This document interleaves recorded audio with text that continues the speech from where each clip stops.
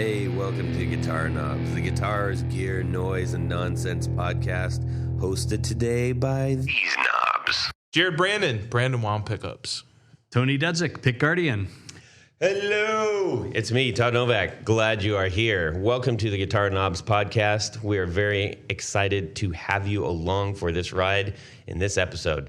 Partially because we've got a really special guest on the line who is...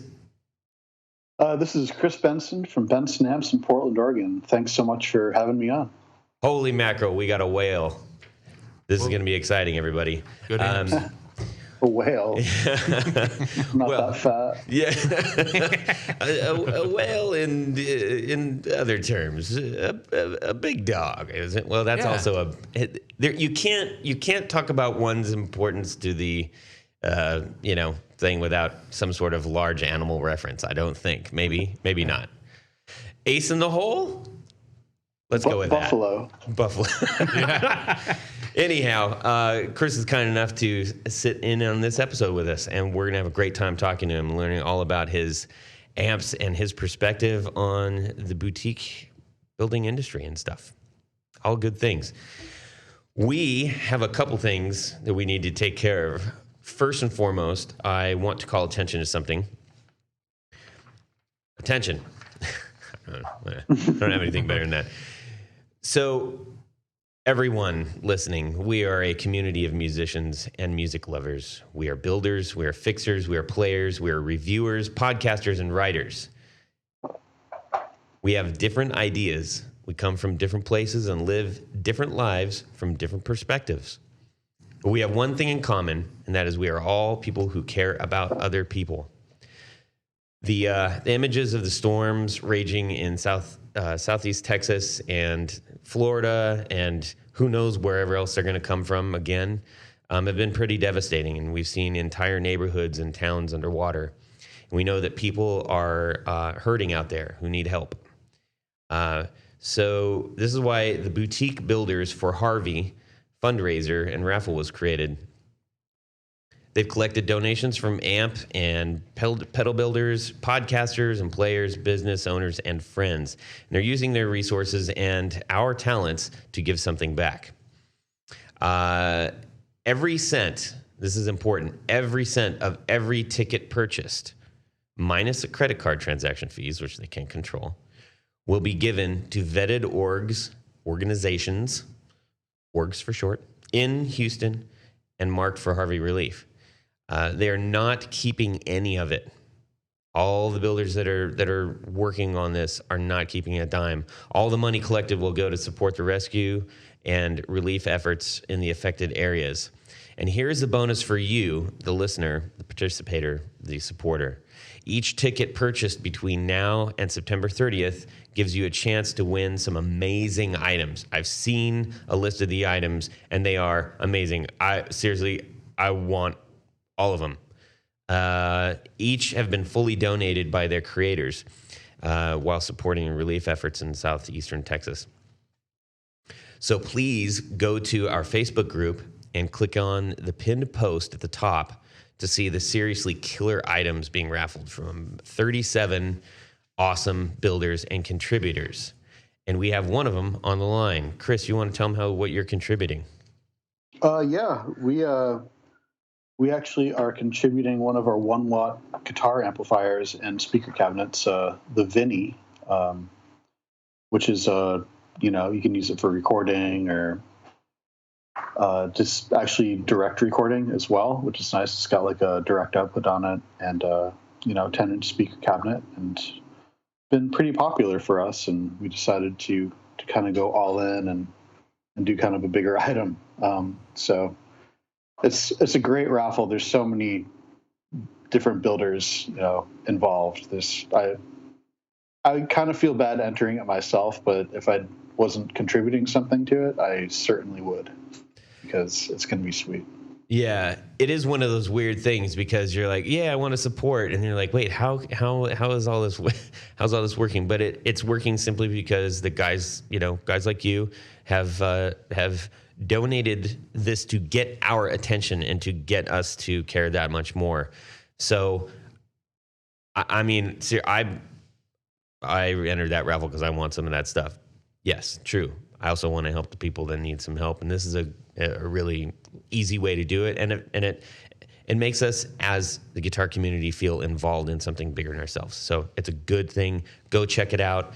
It's on our Facebook group, and I'm sure if you just look around for Boutique Builders for Harvey, you will find it somewhere. Next, speaking of contributing, Tony. Yes, speaking. Is there something on your? You look like you have something on your mind. I come with a heavy heart. Okay. No, what?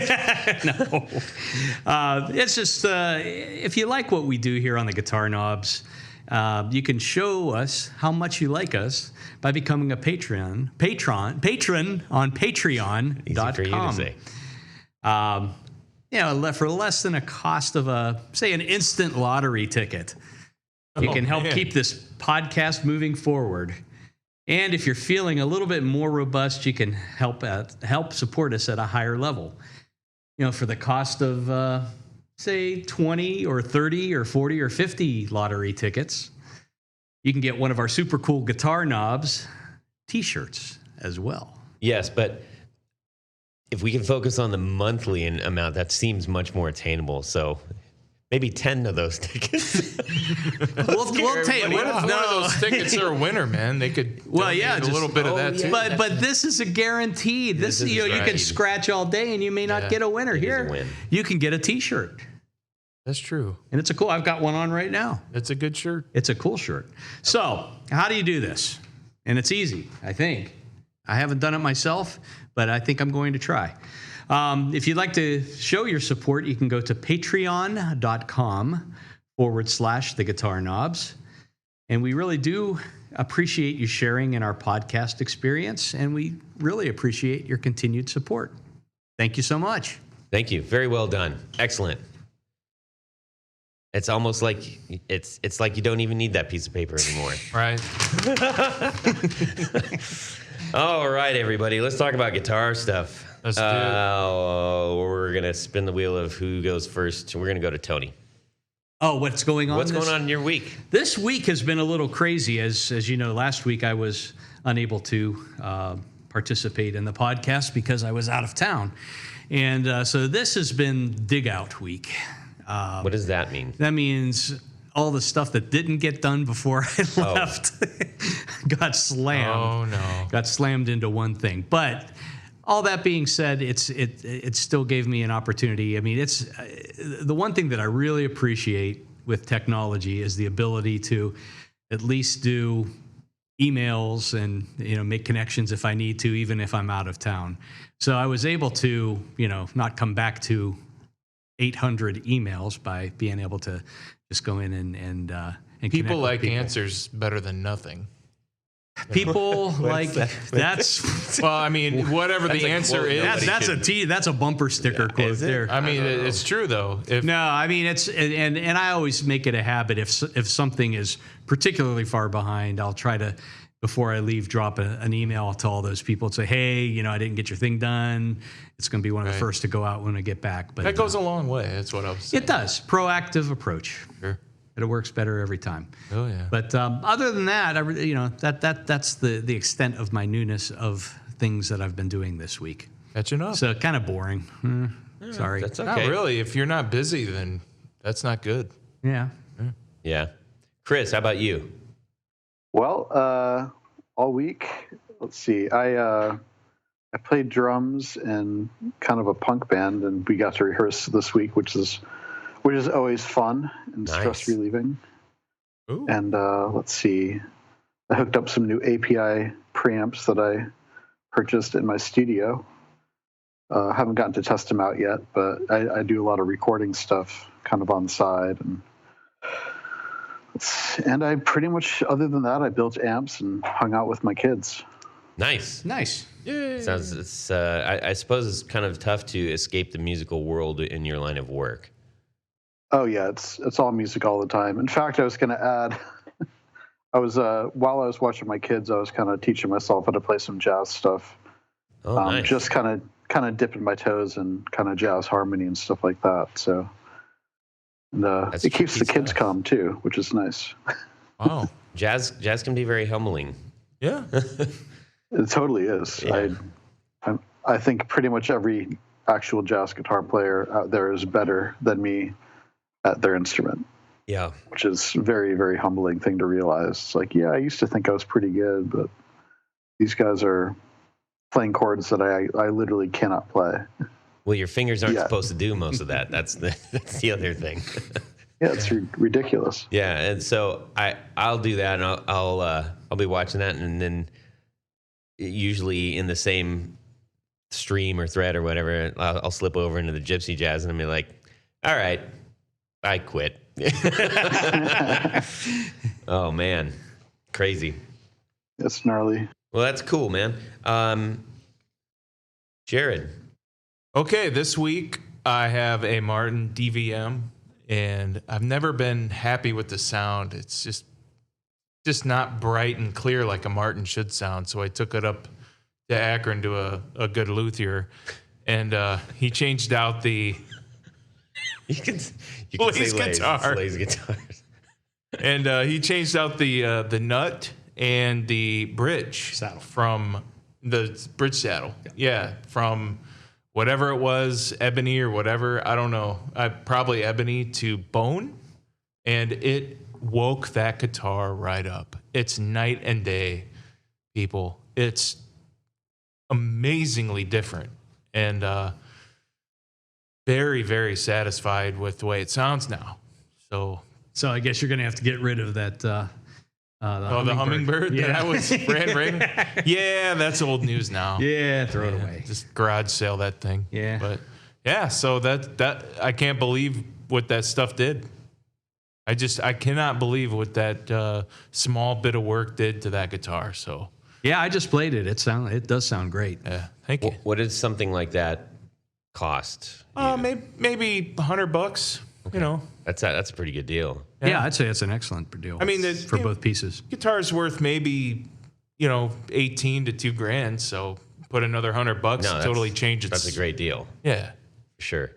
I've been quoted much more than that for the same amount. Yeah, it's not easy to have a nut made for your guitar. So. Yeah. Well, Yeah, it's made good well work.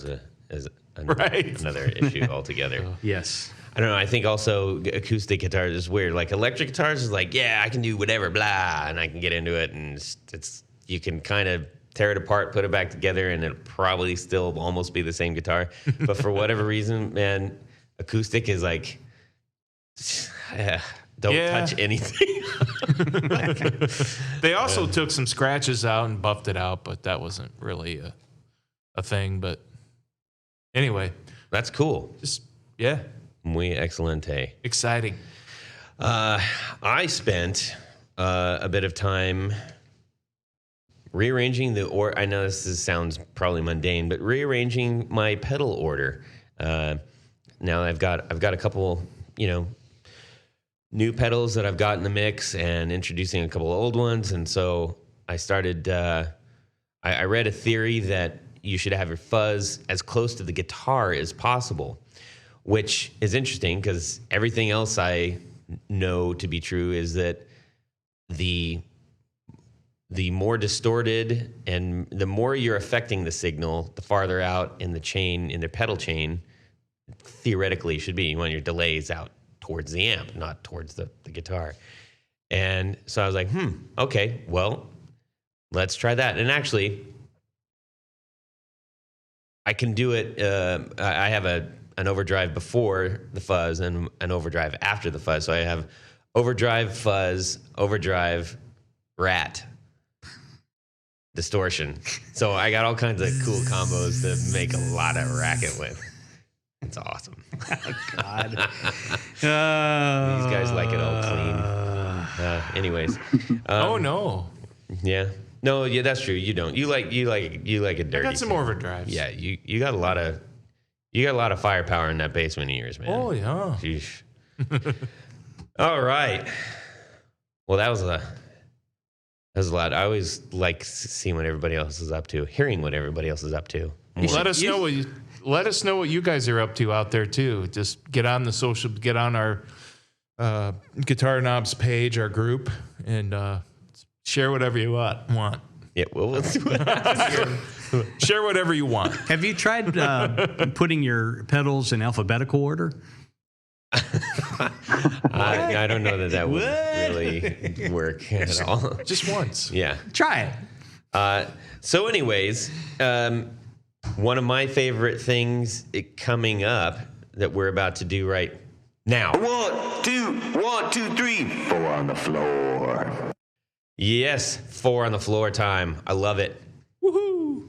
All right. So my understanding was I was supposed to pick my 4 must-have pedals, which is pretty easy actually because my board only has 4 pedals. Nice. Perfect. And I'm pretty happy with how it sounds at the moment. Awesome. So my first one, I'll just go in the signal chain order. Perfect. And the first one would be my Caroline Guitar Company Kilobyte delay, which is kind of this lo-fi delay. It's kind of analog sounding, but it's digital. Uh-huh. And it's but the cool thing about it is it's got kind of this, it's called the Havoc control that you step on. It's like another foot switch. Mm-hmm.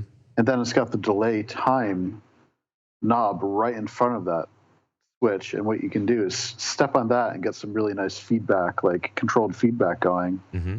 in the delay. And then actually use your toe while the ball of your foot's on the switch to move the time knob. So you can kind of get some really cool spaceship sounds. Okay. Sounds like it requires prehensile limbs. Yeah. It sounds weird, but I've been kind of looking for a delay that kind of does what it does for a while. Well, that's cool. That's cool.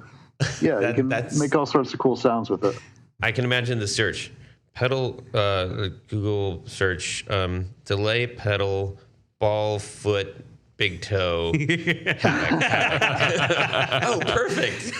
There it is. I thought what I used to think I wanted like an expression pedal that can control delay feedback Yeah. and time at the same time. That would be cool. And there's several companies that make these where you can kind of move it back and forth, sideways and then also up and down. So back, like sideways would be feedback and up and down would be the delay time, vice versa. So you can just get this controlled kind of swelling effect. Wait, is that a Wow. joystick? but this one in the kind of middle? fits the bill and it's smaller. So Is that a pretty happy joystick in with the it. middle, or you said it was a knob? it's not it's got a knob that you can kind of move with your toe. Okay, So- because I know it sounds like that would be a perfect setup to actually have one of those mini joysticks in the middle. Oh yeah, for sure. I would be afraid that I would just like step on the joystick and Break it. snap it, like, in 4 pieces. I'm fairly certain that everybody listening must think at this point you have enormous feet. I really do. I mean, this is a little tasty tidbit. I have 10.5 size feet, so All right. just kind of medium. Yeah, Yeah. That's right there in the middle. So, So all right. I guess now it's in public record. Yeah. Now, I think you'll need to post a video of the pedal in action. I think I posted one on my Instagram a little while ago. But Something that cool. I certainly will. I can send you guys one. Yeah, but Put it on your pop it on the website. Facebook. I think we all It's got to cool. see It this sounds- now. Yeah, that Sounds would. weird, but it's kind of awesome. And other than that, the delay just sounds really good. So That would take me a while to get used to, definitely. I think you guys are imagining something that's a little harder than the reality. I'm basically, I like it because I'm kind of a caveman when it comes to being on stage, and I try to make things foolproof, and this actually helps that. Nice. Right. Kinda, What kind of stuff are you playing on stage? let's see. Until recently, I was kind of doing kind of Americana stuff with some psych freakouts. Mhm. So like alt country, but we make weird sounds and Right. that kind of thing. But All country with a little bit of Black Angels in there or something. yeah, Okay. pretty much. I can dig that. Step on the green Big Muff fuzz or for some Sonic important Youth. parts of it. Yeah. For some of our. Well, actually, that's what I'm doing now. Oh, We've moved way more into like kind of grunge and Dinosaur Jr., Sonic Youth. cool. kind of territory, which is really fun. That's actually really kind of where my heart is anyways. Yeah. I'd be okay with never playing another Roots Inflection song in my entire life. I'm kind of completely over that. Yeah. Cool, man. I just got to say, because I've been wondering when an appropriate time to mention this would be, and I think right now is, since you were mentioning your bare feet. But there's a particular poster in Craigslist in Columbus that posts everything with his bare feet in the picture. Whoa, and it's driving me up. gross. It's gross. And they're kind of weird. They're kind of weird feet. I'm just saying, there's a giant gap between the big toe and the first toe, and it just messes me up every time. I'm like, I can't unsee all these top down feet, and it's for like, a rack mount Chandler overdrive or something. I'm like, what? Oh my Show me gosh. your feet, man. Stop. Yeah, free toe jam comes with the pedal. It's awful. It's awful. So people out there in the Craigslist land, don't. No Show one us wants your to bare see your feet, feet. man. No one It's like a wants shoe to see store, the feet. man. Where's socks, bro? Give me the heebie-jeebies. Yes. Okay, number 2. What do you got? Number 2 would be actually a drive pedal that I designed Cool. that is kind of based on our Monarch and Chimera amplifier. It's got the preamp, but instead of tubes, it's using JFET transistors and kind of tuned. We're calling it the preamp pedal, and I've been using it for the last 4 months, and we're actually going to be releasing that pretty soon.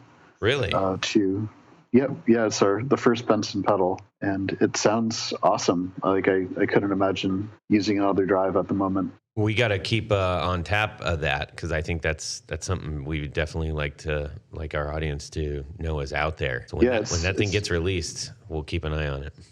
I'm really excited about it. I'm really picky about overdrive sounds, and I've been I designed one a couple years ago that I used up until, then I switched to the Caroline Haymaker, and that's a fantastic overdrive pedal, but this is based on the amplifier that I've spent 7 years at this point kind of perfecting. Right.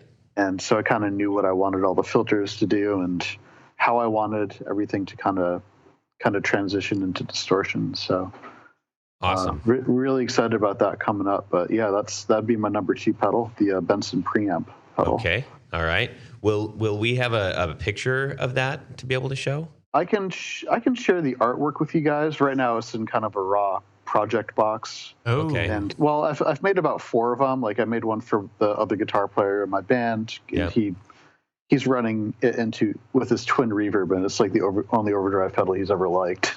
Nice. Yeah. And then I actually sold one to the guy who kind of asked me to do the project in the first place. This guy in I think Puerto Rico got in touch, and he's like, "Hey, I want your amp but in a pedal." I was like, "Hey, that's a great idea. I'm just going to do that." And then Well, it's easier that's to actually ship. how most of my products become developed.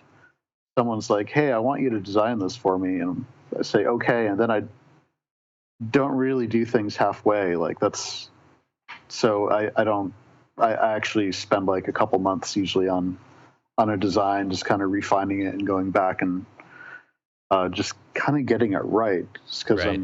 I'm kind of obsessive in that way. And eventually he's like, and meanwhile this guy is like wondering where this thing is.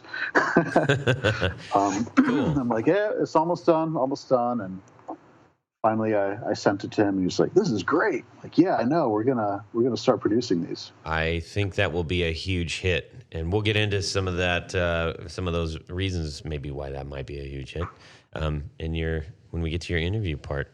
What do you got for number right on. 3? Number 3 is a vintage green Big Muff. And I actually have a pedal that toggles between my overdrive pedal and that, because I don't like using both of them at the same time. Mm-hmm. So that's just kind of like a side switcher. But yeah, that's classic pedal. I think it sounds completely different than the modern muffs. And Yeah. I haven't heard the new one that they came out with, but The small box. yeah. Apparently that's supposed to sound pretty good, but Well, so yours is an old Russian then, yes? Like Yes. Self-tech. I didn't mean as yes, Russian, yes. Yet. Yeah, that would have been the like the wood box model, right? Duh. Yeah, nice. Well played. Well, yeah, I think that would be one of the harder things. I think everybody was really surprised that pedal came out because the whole mystique about those pedals is that they all sound a bit different from each other because all the parts are crazy inside of them. It's bananas. Yeah. So for them, they must have gotten like about, a handful of them, played them all and said, these generally sound like this. Yeah. Something like that. I don't know. That might be giving him a little too much credit. Sorry to rip on electroharmonics, but holy moly. Yeah, no, that's fair. First, we take the parts, put it in the box. Yeah. It all sounds good. Yeah, I'm guessing they did it with surface mount technology this time and used completely different stuff, but just kind of utilized the old schematic. Yeah. If I had to guess, I don't know that for sure. I haven't opened one up yet, but seems to be what they're doing these days. Yeah. Just kind of getting the surface mount stuff going. Yeah. Well, and then you had Way Huge bust out the Russian pickle just before that launch. So, and that thing, I actually like the way that one sounds. Cool. All right. Number 4. The fourth one is the Matthews Effects Astronomer. Ooh, yeah. And that I don't know why I like it so much. Like it's pretty.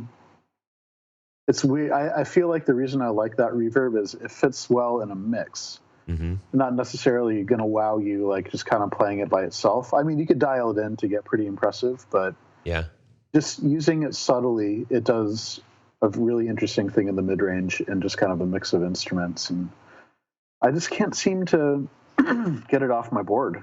It's really cool, and then it's got the dual setting there, where you can have kind of a more of an aggressive reverb sound with adding some shimmer or whatever, and you can toggle between that and the kind of subtle thing. So right. I really like that pedal.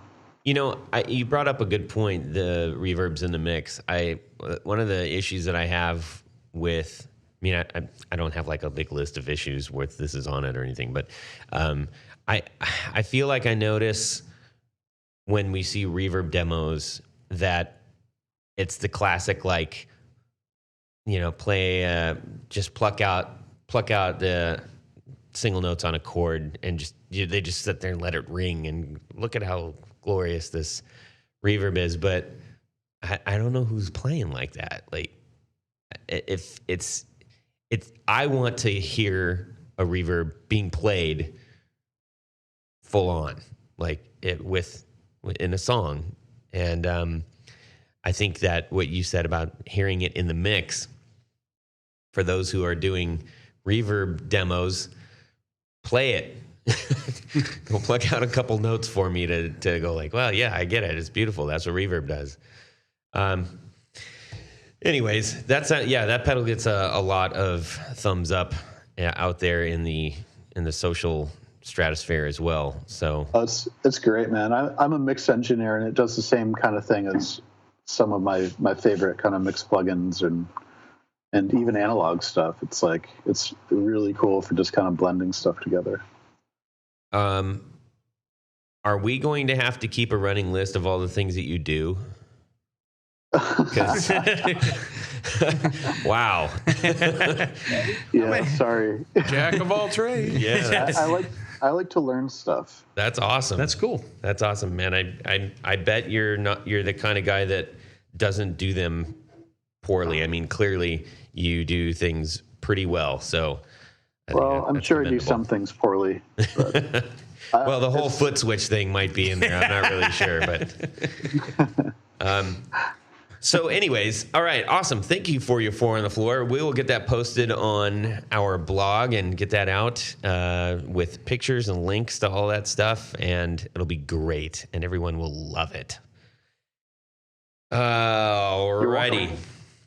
Everybody, we're going to talk to Chris Benson of Benson Amplifiers about amplifiers. specifically Benson amplifiers and how they came about.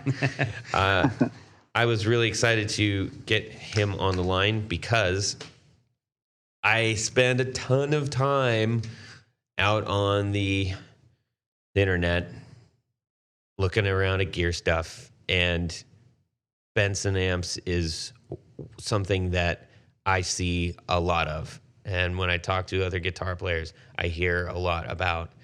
And I think it's one thing to have to do that and have it, in the moment. It's another thing for that to be a constant conversation, whether that is, a visual conversation or a conversation with somebody else. It's just information, constant flow of information.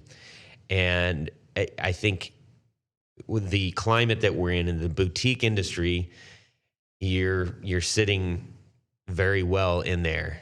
And I wanted to find out why. What's up with Benson Amps?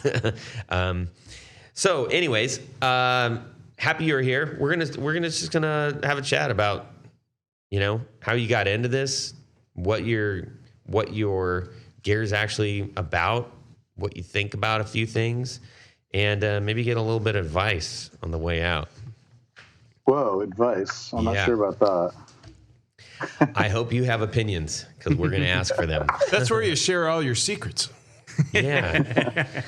So all my secrets are covered under goop. Silicone goop. There it is. Spray paint.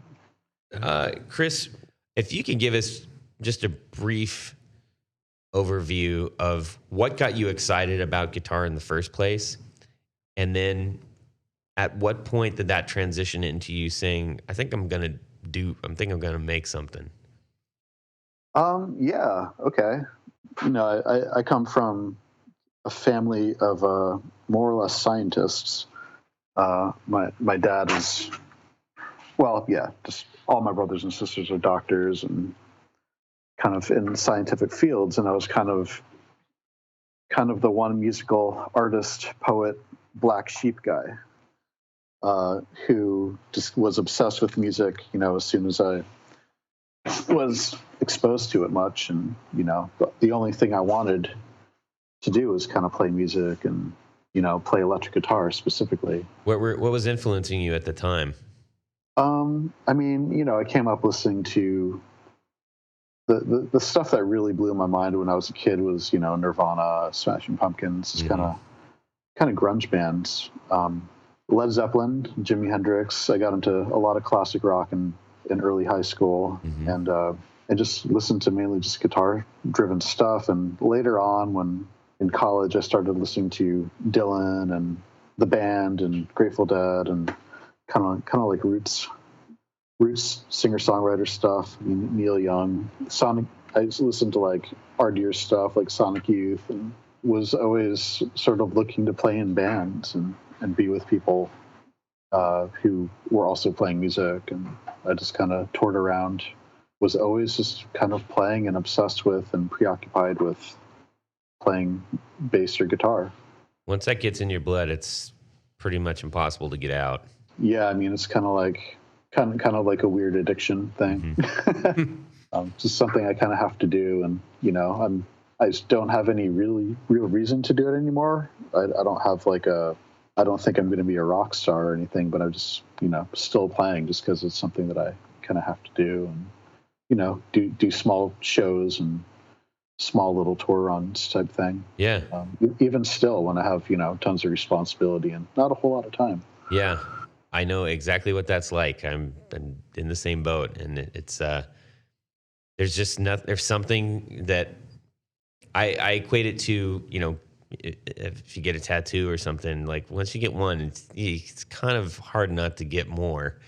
And once you play on stage, man, when you see people having like fun, man, there's nothing like it. Yeah. Having people enjoy what you're doing.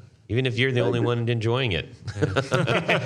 Empty room. I've played to a completely empty room before. Wow. We've been there. That's impressive. I've been there. Chase the bartender away and everything. One person, and he was out in the middle of the floor just going nuts. That's happened before to us, too. years Yep, ago. I've done that for sure. Yeah. So what kind of gear were you playing really early on? You know, the funny thing is I didn't really give a rip about gear until I was about 27. Mm-hmm. You know, I was playing plywood acoustic guitars or, you know, the cheapest stuff I could really find. You know, I didn't have a whole lot of money or drive to even get nice stuff. Like I was just like, yeah, you know, I really like the way this thing sounds. So I think technically a lot of what I was making could be considered lo-fi music. Mm-hmm.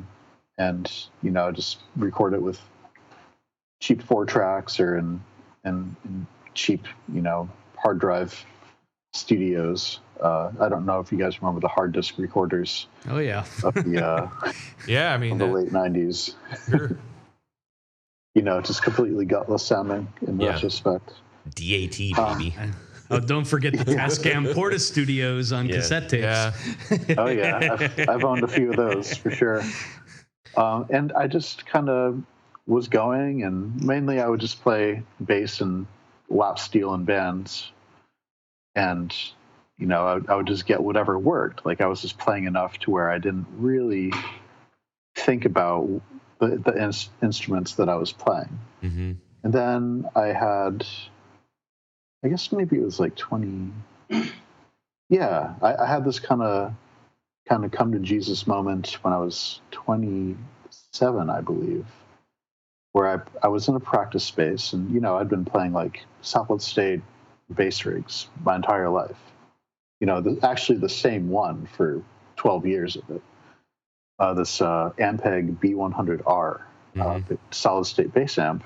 This combo, you know, hollowed around is great, bulletproof.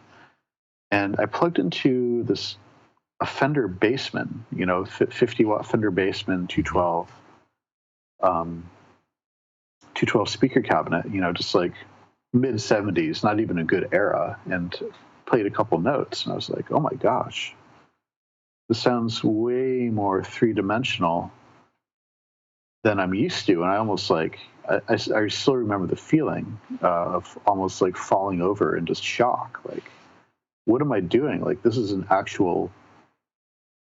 just amplifying my bass sound. This is an actual instrument that I have to play as well as my bass. And there's kind of a marriage between them. And it became like more of a three-dimensional instrument. And that was kind of when I became obsessed with tonality and kind of quality of sound. I hadn't really gotten that before, other than, you know, thinking my crappy 4-track stuff sounded kind of cool. I love what you just said right there, and I want to reiterate that because that is one of maybe the best quotes that I've heard yet about gear. Which is that you realized in hearing the amp that was an instrument that you had to play as well as your guitar. Like most people don't think about that. It's just an extension of it's just an amplifier. Like you said, it's just an amplifier. It's a megaphone. But man, it so isn't, especially a good one. And I'm glad that you said it that way. That made me feel good about stuff. Well, it took a while to get it, but then I got it pretty hardcore. Yeah. And then I knew that I had to have one and kind of follow up on this kind of new revelation. So I didn't have a whole lot of money, but that's when I started looking into, well, I know you can, these are just components. I think you can just put these together. Like you can figure out a way to make one, and, you know, maybe I could save, you know, a couple $100. And so, you know, I did, I would say, thousands of hours of research. Oh. Well, maybe not before I built my first one, but maybe like 500 hours of research. It's like, well, how do you do this? And I just read everything that the 2007 internet had available on it in regards to making your own tube amps. Which is still relatively early in the grand scheme of things. Yeah, the forums weren't super active, but there were some guys who had a lot of really good information on their website, especially I remember Doug Hoffman's website, I think, which is still up, el34world.com, was just kind of a brain dump of how to be an amp tech. He's like, this is how this works. These are what these components sound like. And here are some layouts, and here are some modifications that you can do, and blah, blah, blah. He just dumped his brain into the internet in regards to tech stuff. And I remember just spending hours, poring over his articles and reading the schematics. And yeah, that's kind of how I got into it. Awesome. It's kind of amazing that there were. I still think it's amazing whenever you look up something, you're like, wow, someone took a whole bunch of time, a lot of time, and put all this out here for me just to nab and then do my thing with it. And the things that people were doing that even that early is kind of crazy. So when you started building your own, so you built that amp, and then how did you make the transition to, okay, this is really cool. I really like this. Let's do more. The first amp I built was a 5F6A Tweed basement circuit into an old burned out basement chassis that someone had given me, and got it all together, and miraculously it worked. As soon as I flipped it on, I was like, oh my gosh, this is insane. I mean, I had tons of bad solder joints, and the wiring was really sloppy, and I couldn't afford new tubes. So wow. I just had whatever tubes had come in the burned out basement. Oh, wow. So I just, stuck those in, and they were red plating all over the place. But it sounded really, really good. It sounded way better than any of the guitar amps I had been exposed to. And I was like, this is amazing. Not only does it work, but it actually sounds better. Maybe there's something to all this hand wired stuff that they're talking about. Yeah. I was used to playing, mainly hearing Hot Rod Deluxes and amps like that, kind of prosumer, PCB style amps. And this was something way different. I immediately knew that it was just sounded better and had that 3D quality to it. Cool. So I built another one. I built a 5E7 Bassman, and this time I didn't start with the guitar chassis. I actually went out and got a chassis that someone was selling 40 miles away for $20, and built it into that one. That time I actually came up with a layout myself. I drilled the holes in the chassis and didn't follow one of Doug Hoffman's layouts, and just kind of actually wired it all point to point on terminal strips, which is how I still do my amps now. Wow. And that one works. Did you have too, experience doing terminal strips before? Is that how or did you just take to it? No, that was the first time I had done it. It was a smaller chassis, so I had to.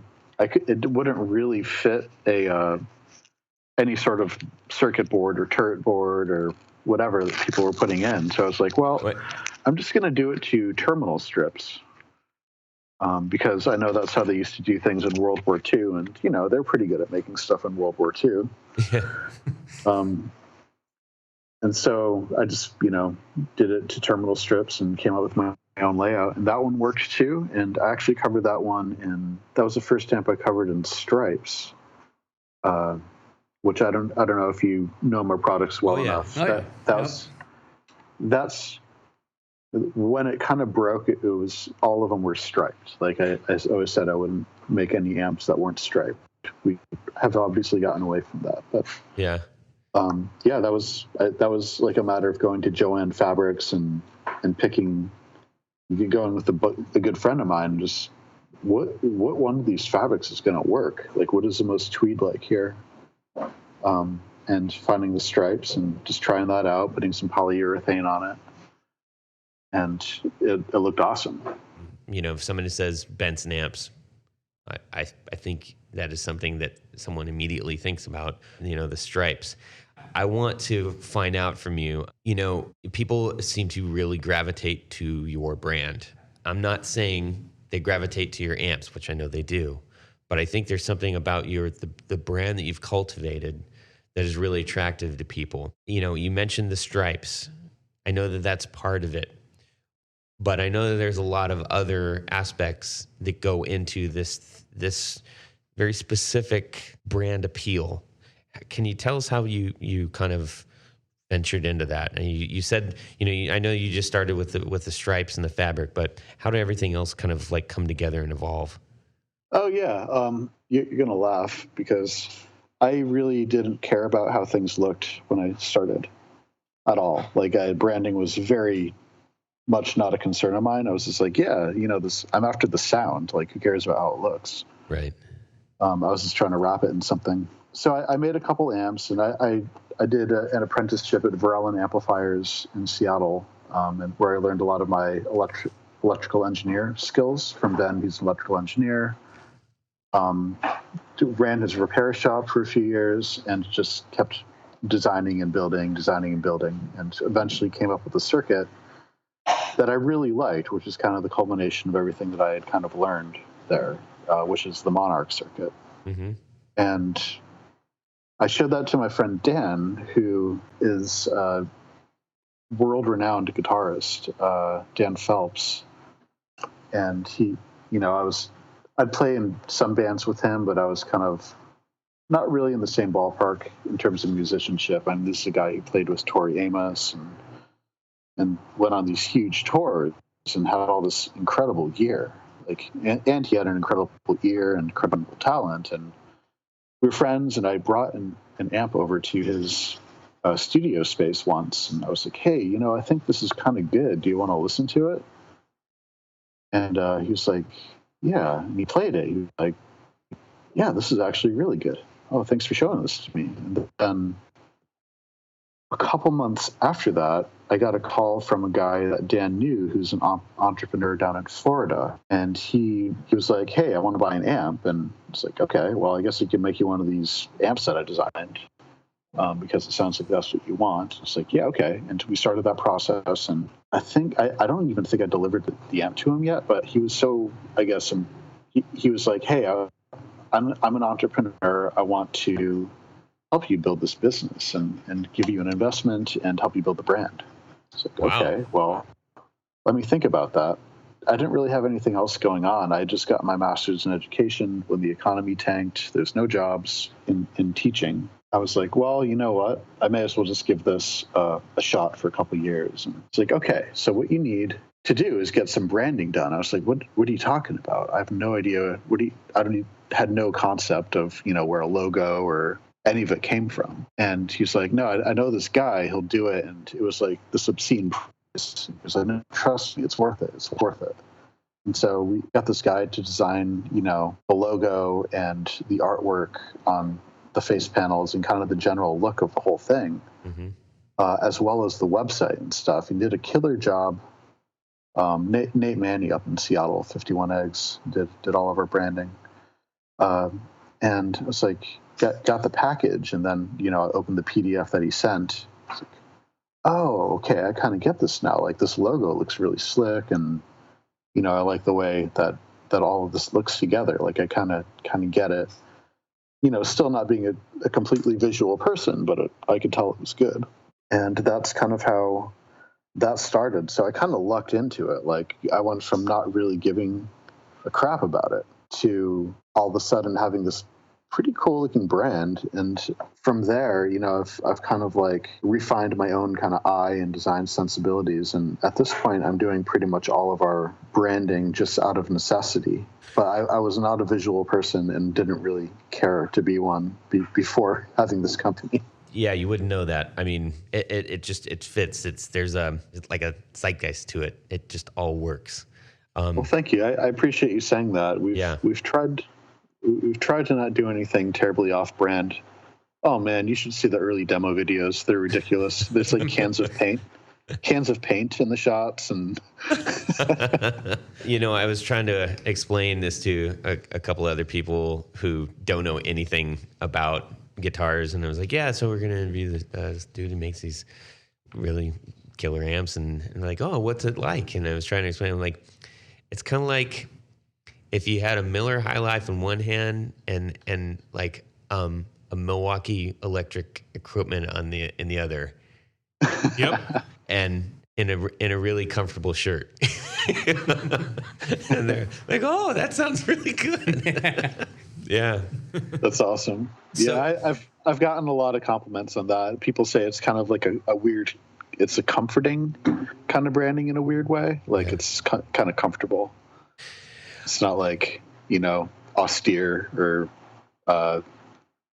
it doesn't really ask a whole lot of people to enjoy it. So. Yeah, it's just, well, that leads me into my next angle here, which is there's a simplicity to what you're doing, and it isn't just coming through in your aesthetic. Obviously, it starts way deeper than that, and your equipment is devastatingly simple. Oh yeah, yeah, for and sure. It's I think that it's disarming in some aspects, because most of our equipment it does everything. Think about anything in your life right now that you own. It does at least 5 more things than its initial purpose, right? I mean, I'm generalizing, but does my microwave really need an alarm? I don't think so. But, I hope it cooks stuff well. So because your amps are so simple, this struck me as interesting, because I think a lot of the amps that we're familiar with are quite the opposite of that. I was just curious, like, why do you think that is? Why do you think that we're kind of in that state right now? I know exactly why that is. So I was a repair tech for a long time before I started building amps, and I just saw over and over again people adding too much to the circuit. And if you have twice the circuitry, there's literally twice the chance that the thing is just going to go down before a show. Yeah. Or something's going to break. Like, you put more stuff in it, more stuff's going to break, and you will literally be getting it repaired twice as much. And I really didn't want that. I thought that was kind of bad design. And a lot of it, I think, stemmed from a fear on the part of the builders about not making choices about what they want their stuff to sound like. Not really, like what does a Mesa Boogie sound like? It's hard to say. Like, there's sort of a sound, but like there's so many options, and they all break all of the time, and they get dirty, and the switches fail, and the pots fail, and part of the reason my stuff is so simple is I just want it to be completely bulletproof and not have any extra stuff to go down, essentially, just because I saw it all. I saw every place on an amp that could possibly fail in my years repairing thousands of amps. So that there's that part of it's kind of control freaky on my end as well. Like I have a very clear idea of what I want something to sound like, so the controls are more or less to EQ to match the guitar to the amp, instead of make the amp do something that someone might think that they want. So like the bass knob on the Chimera, for instance, is an extremely gentle EQ slope that goes from like 20 hertz all the way up to like 750 hertz, which is like a huge span. And it's basically just to dial in the exact amount of bass that you're going to need for the guitar that you're playing, but not really, you're not able to really sculpt it, because I felt like that would kind of detract from the sound. I don't know if that makes sense, but it's just kind of like control freaky on my part. No, that makes a lot of sense. When people talk about amps, it's sort of, they say, oh, it sounds like a this, or it sounds like a this, or it sounds like there's, you got a Fender, you got a Marshall, you got a Vox, maybe an Orange. Mm-hmm. No matter what, people equate a specific sound, a new sound that they hear, to one of those. And you seem to have developed a sound that that isn't one of those. Yeah, I would agree. And I realize that's like, I mean, that's a mouthful for a lot of people. That's like hard to swallow. And they're like, no, come on. It's not new. What are you talking about? There's no such thing. Like I've heard it all. And I've convinced a lot of those jaded guitar players that, there are new sounds, and Yeah. we haven't perfected the tube amp yet. It's kind of funny to me because at a certain point you start to see what Fender, like I know Fender schematics at like the back of my hand at this point, but like I could trace Leo Fender's thought process from, the late 40s all the way to, 65 and even later, because, he did the music, and you could kind of see his schema of what an amplifier does changing over time. It's like, what is his, I wouldn't say his goals shifted, but like his understanding shifted, and you can see why he made all the decisions he made, just by seeing like, oh, okay, like obviously in this design, there's way too much like sub bass, or in this design you didn't have enough input headroom, and you can kind of see him tinkering with stuff, even well-known amps like the 50s Tweeds. Yeah, a lot of time where you could tell that they're like imperfect, and they were cool, but all that to say, he was always tinkering, and he was one of the only guys who actually knew what he was doing. Like Vox was just copying Gibson, Mm-hmm. and Marshall was just copying Fender, and everyone was kind of copying Western Electric, stock circuitry, and none of that stuff was supposed to distort well. Right. Like they thought it was supposed to be clean, back then, and no one was designing around like harmonics and things like that. And so for people to say, tube amplification reached its pinnacle in 1965, they weren't designing around harmonics, and that's what people today are kind of obsessed with. Good harmonics, like increasing that, giving more control to that, and that wasn't even on their radar. Well, you just mentioned something that I think is worth saying in follow-up to my earlier statement about you're finding, that unique sound is like those harmonics, the amps that you're building have an actual voice to them, not just an amplification.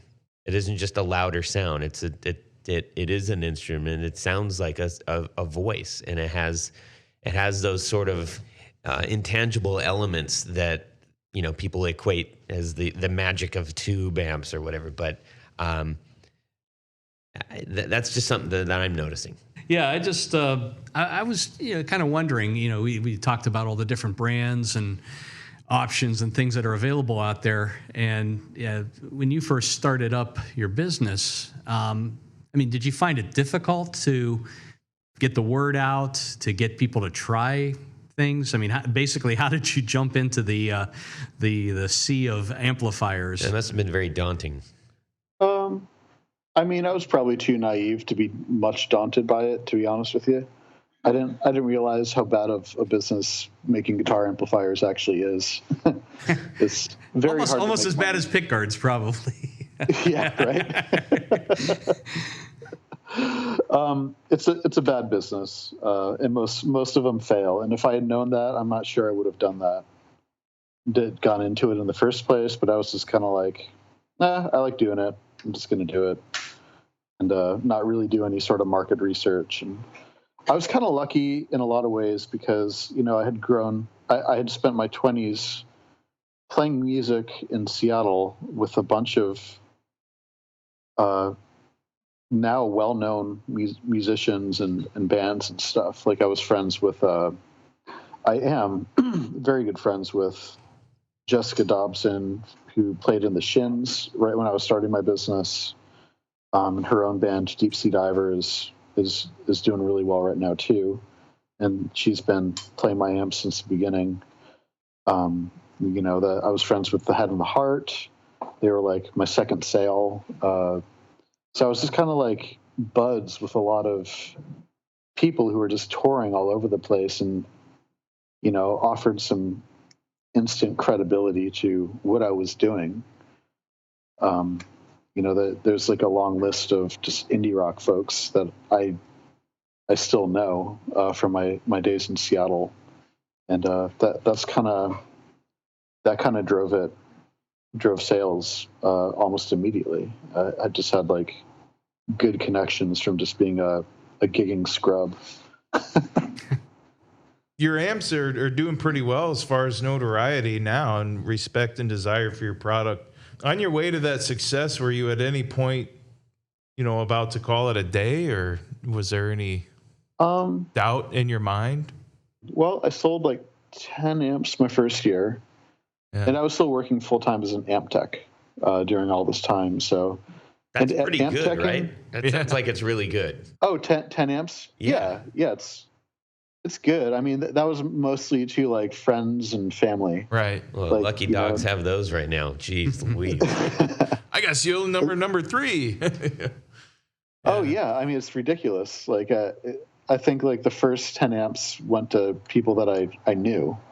Then I gave a couple away, which I don't do anymore in case anyone's interested. Smart move. I'll promote you, man. I swear. Yeah, right. Well, I just found, giving stuff away, people don't value it nearly as much as when they pay for it. So it's almost self-defeating. Right. I just got really, really lucky with kind of the people that I knew, and I'm not sure that like I'm fairly certain that knowing what I know now about how hard it is to break in, I'm not sure what kind of advice I would have given to myself. Like, I still kind of can't believe that it's working. Yeah. It's like, it's truly strange, but I've just gotten really lucky. I think when people are saying, oh, he builds stuff, it probably sounds like, oh, that sounds like a lot of fun and electronics. I love guitar stuff. What's the hardest thing that you have to do? I guess, as a kind of a blanket answer, I would say change. Oh my gosh, yeah. Good one. Yeah.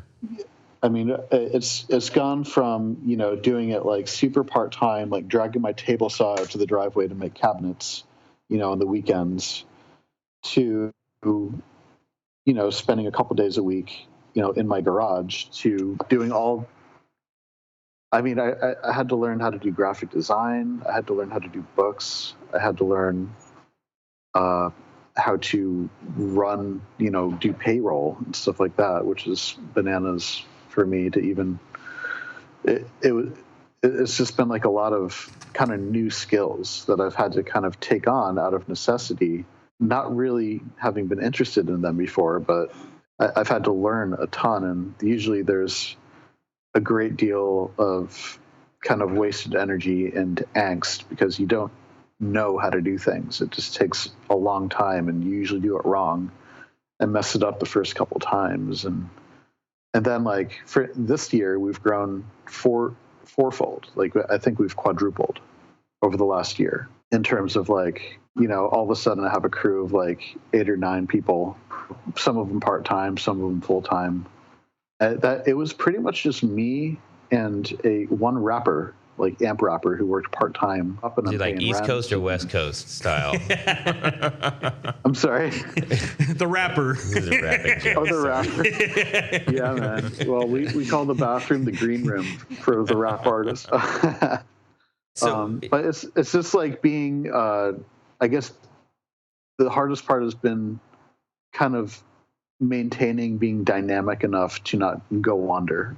Right. just to survive. That's a great way to put it. I mean, I think probably Jared and I both can relate to that, because when you do start up a small business, I mean, you think you have a lot of things, you're a good background, or maybe you have experience in that sort of thing, but I think until you dive straight in, you don't realize all the other things that you get involved with. Yeah, it's kind of like wow, look at this. I got to do this now. Surprise. Didn't know that was coming. Yep. Yeah. I mean, the funniest thing to me is when like people ask me about, business advice. I'm just like, dude, I was like literally shuffling around my garage like last year in my bathrobe. Like, smoking cigarettes and wiring amps. That's the special mojo, right? Right. I mean, I don't smoke anymore. It was probably actually like that would have been 3 years ago. Where it would have been a very sad TV show. Today, boutique amps and pedals are in their heyday at the moment. I mean, they're crazy right now. Does that worry you? I mean, yeah, it worries me somewhat. I kind of take comfort in the fact that, first of all, man, how do I answer this without sounding like a jerk? You won't sound like a jerk, man. You're the man right now, so like you're not going to sound like a jerk. Okay, so I feel like a lot of what is kind of popular at the moment are kind of clones. Yeah. Oh yeah, and, God yeah. You know, you kind of see this constant cycle of kind of clones coming and going. And it's like, okay, what Fender clone is cool for this like 3-month period?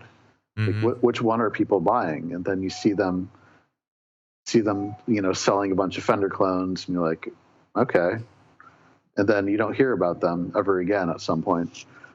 And because it's like a flavor of the month thing, like, right, which is the good Fender clone right now? And you just see people cycling, and we're probably in like several generations at this point of those types of companies coming and going.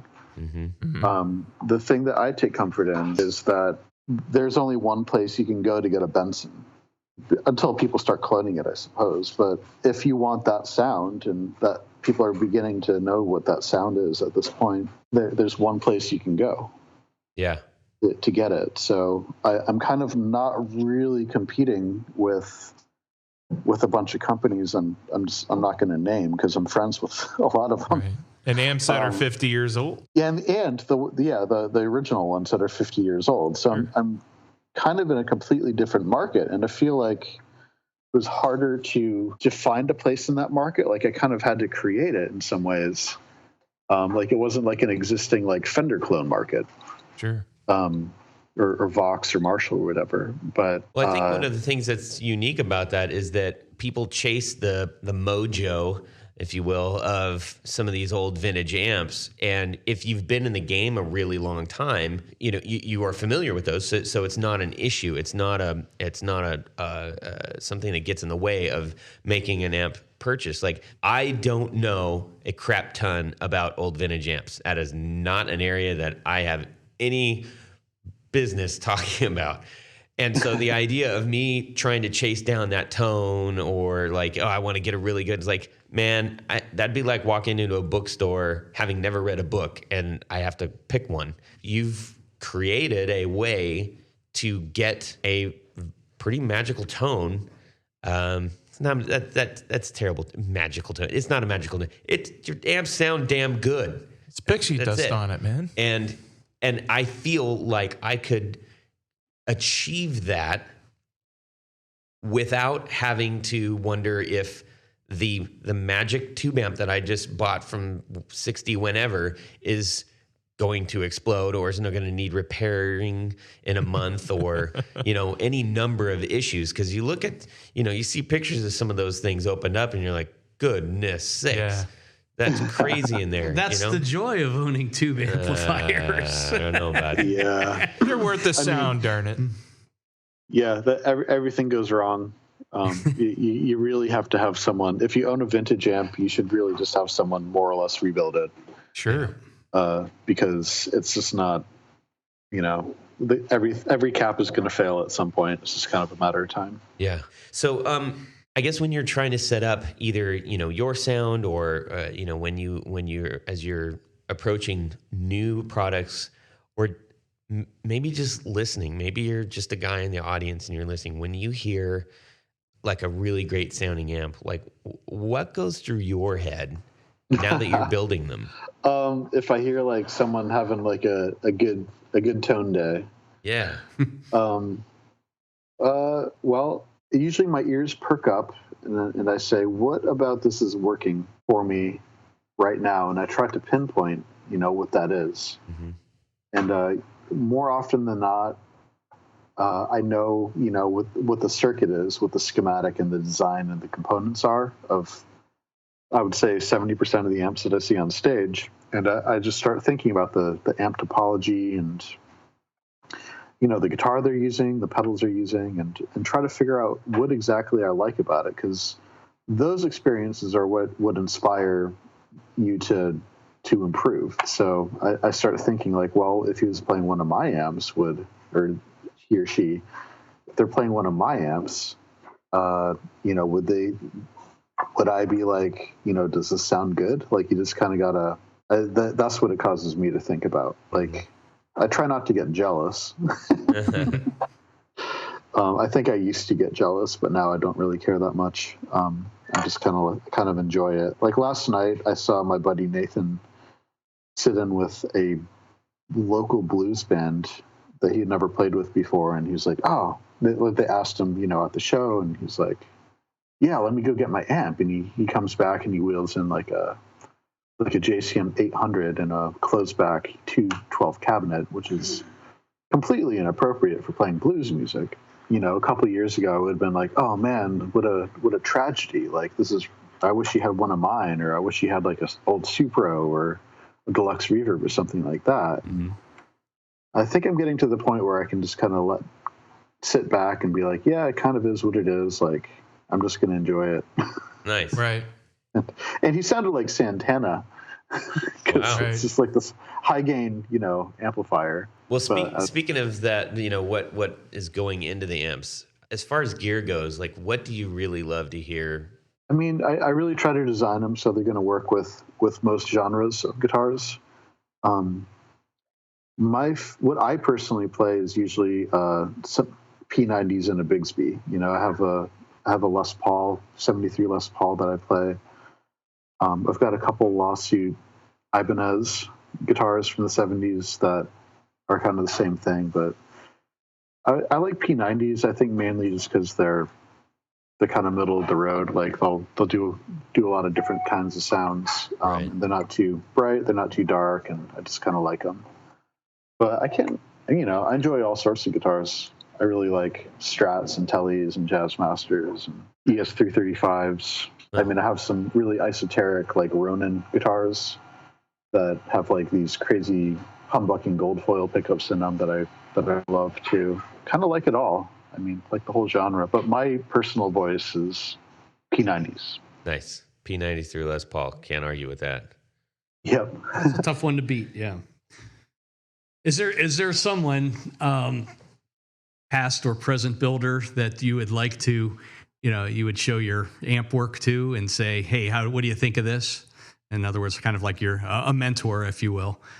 I mean, Mike from Dr. Z, he's been around the block for a long time, and I really respect his original designs a lot. I've only talked to him on the phone once or twice, but just in terms of like the scope of his business, being the size that it is, and kind of maintaining the small builder kind of status, like I guess I would kind of see him as a mentor, but he doesn't know it.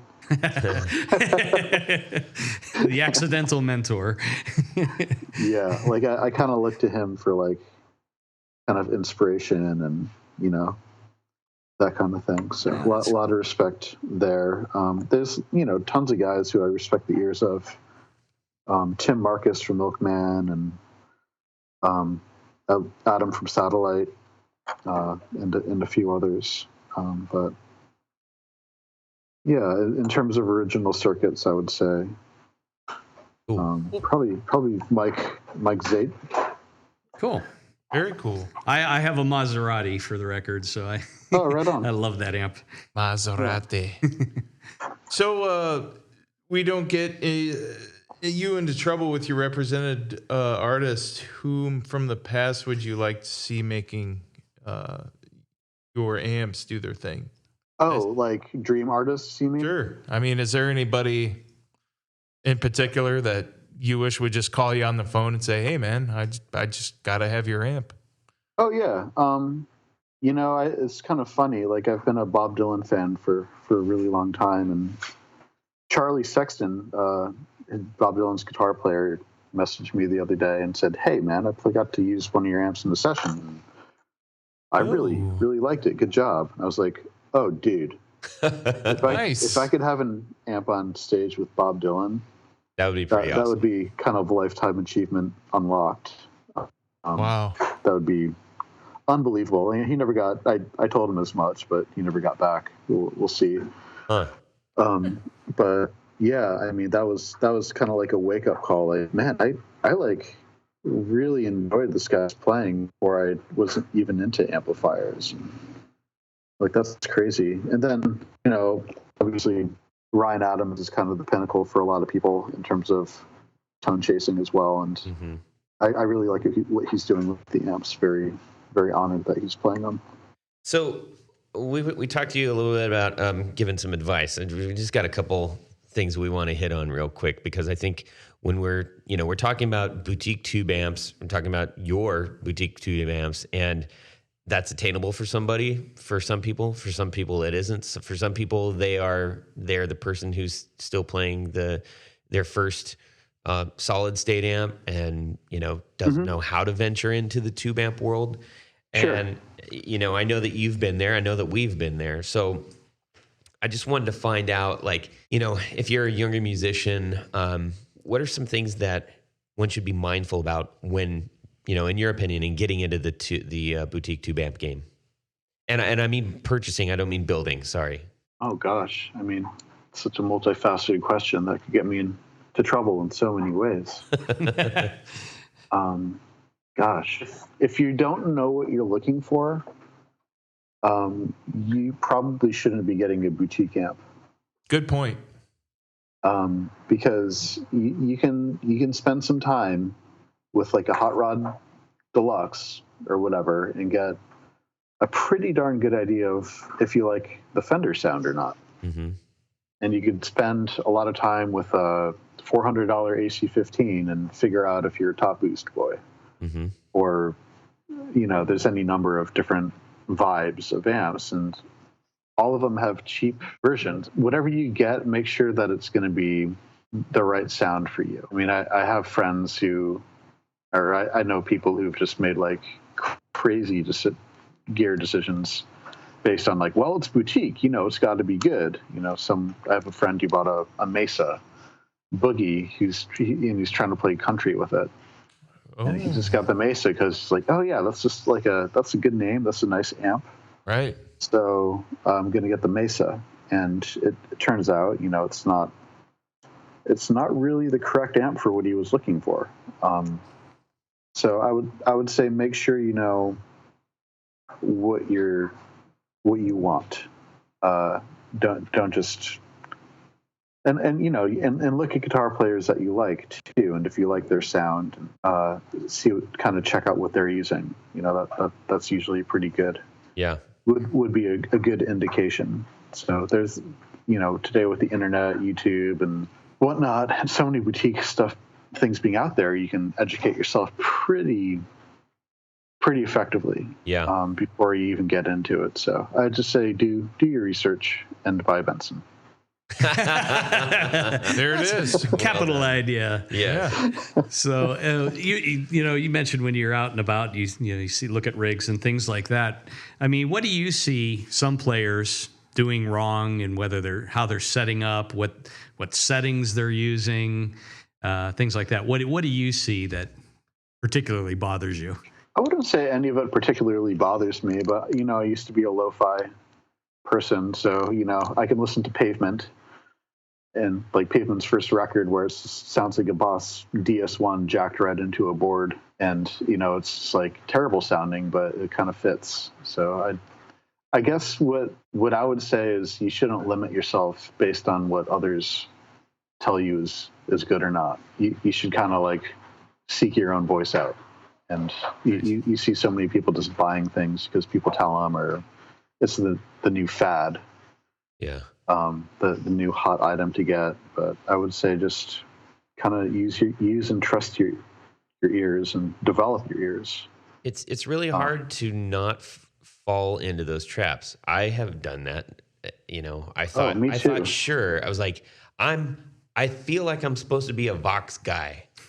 And then I got a Vox, and I was like, I fought that thing. It was like one of those old-timey circus strong man against the Russian bear in the skirt fight. That's what it felt like, and it just didn't work. I couldn't gel with it. I just got a whole bunch of amps. That way, I'd eventually end up with something I like. That is true. You went that route. Oh yeah. Yeah, you can definitely do that. One of these is sure to work. Right. One of these I'm Right. gonna like the way I set it up eventually. Yep. Well, cool, Chris. I really appreciate you sharing all that insight with us. It's super fun learning about, what goes on in your head with the building and how you got there and everything.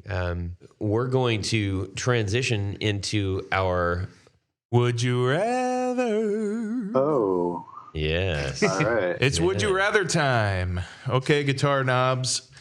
You've got a guitar, and at the He's been 12th practicing. at the 12th fret. No, the whole thing, man. Okay, the whole thing. No dots. We're doing the whole thing. No dots. No dots. Your fretboard on your guitar.